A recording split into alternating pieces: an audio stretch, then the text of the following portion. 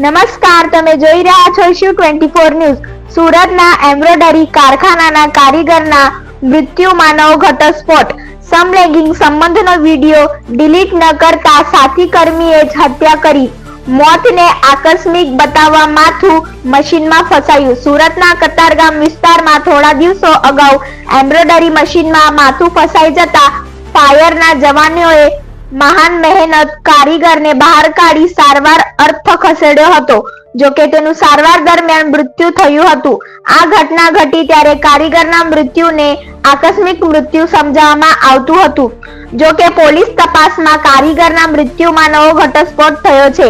કારીગરનું મોત આકસ્મિક ઘટનાના કારણે નહીં પણ સાથી કર્મીએ ગળું દબાવવાના કારણે થયું છે. અત્રે ઉલ્લેખનીય છે કે મૃતક અને આરોપીએ બંને વચ્ચે સમલૈંગિક સંબંધ હતા.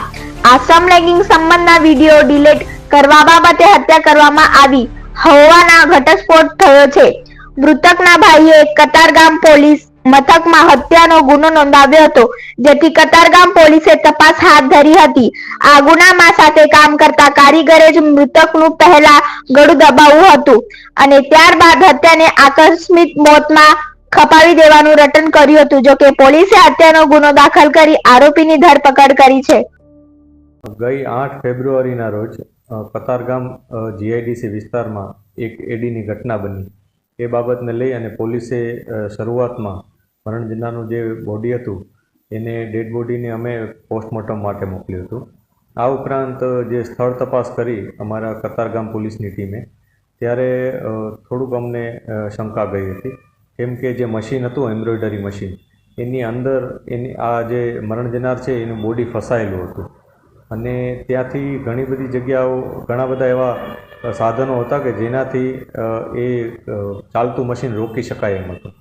ત્યારબાદ પોલીસે ત્યાંથી એક મોબાઈલ કબજે કર્યો હતો જે સ્વિચ ઓફ હતો, પરંતુ જેવો એ ઓન કર્યો એટલે પોલીસને એમાં જાણવા મળ્યું કે 60% બેટરી એમાં હતી.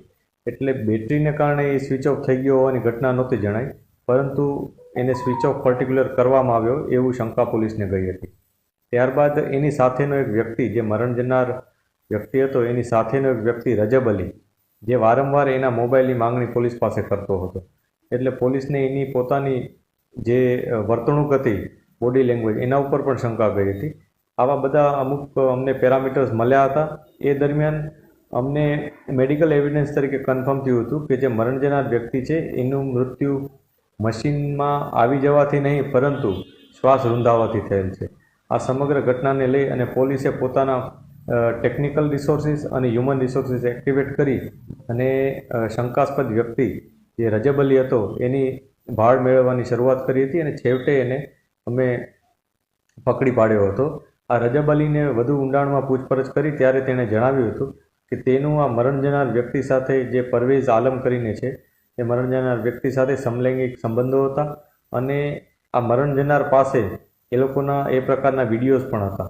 તેથી વારંવાર આ જે આરોપી છે રજબ અલી, એ વારંવાર એનો વિડીયોની ડિલીટ કરવાનું કહેતો હતો, પરંતુ ડિલીટ નહોતો કરતો.